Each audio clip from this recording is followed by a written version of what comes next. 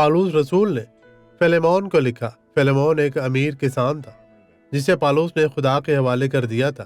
اس نے اور اس کا پورا خاندان، اس کا گھرانہ خداوند کی خدمت کرنے لگا۔ فلیمون کے غلاموں میں سے ایک بھاگ گیا اور روم پہنچا۔ وہاں اس نے پالوس کی منادی کو سنا اور خود کو تبدیل کر لیا۔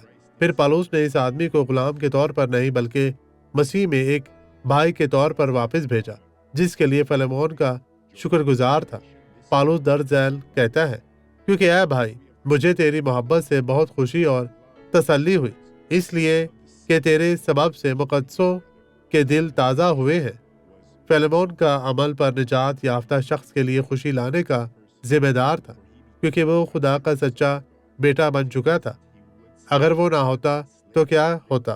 نہیں، یہ میرا غلام ہے اور وہ ہمیشہ میرا ہی رہے گا۔ لیکن وہ آدمی بھاگ گیا تھا، اس نے اپنے آپ کو آزاد کر دیا تھا اور فلیمون کی خدمت کے لیے کبھی واپس نہیں آیا تھا۔ لیکن پالوس رسول نے اسے مسیح کے پاس پہنچایا۔ آئیں دعا کریں۔ خداوند، میرا ایمان ان لوگوں کے ایمان کے ساتھ جڑا ہوا ہے۔ باپ، میں اس شخص کے لیے دعا گو ہوں جو کسی ایسے شخص کو معاف کرنے سے قاصر ہے جس نے ان پر ظلم کیا ہے، لیکن جو اب تیری پاک حضوری کا طالب ہے۔